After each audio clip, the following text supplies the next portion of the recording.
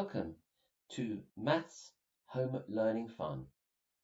For what we're going to do, you can use any toy of any size you like.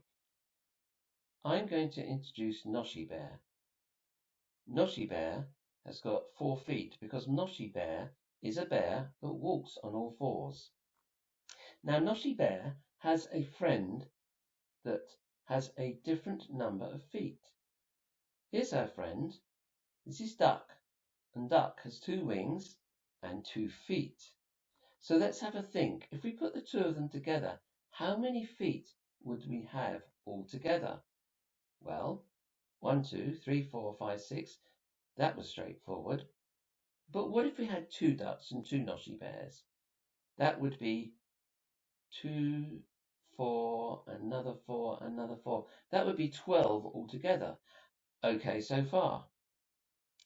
But let's just try some maths investigation. Let's turn that around a bit.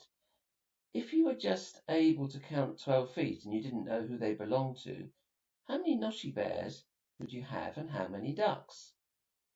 Well, what we've just done, we could say 2 Noshie Bears and 2 ducks. That would be 12. That would work. But what about other combinations? If you just knew there were 12 feet and you really didn't know whose they were, there could be other combinations. What if we had 1 Noshie Bear? Well, that would be 4 of the feet. And then how many ducks would we need? The other 8 would be 2, 4, 6, 8. That's 4 ducks. Are there any other combinations? Have a think. Maybe we could try more ducks or more Noshie Bears. So what I'd like you to try is to find different toys with different numbers of feet. When you find your toys, try out different combinations. First of all, how many do you have altogether? Say 2 toys. Then how many would you have if you had 2 more of the same toy, like we've just done with Duck and Noshie Bear?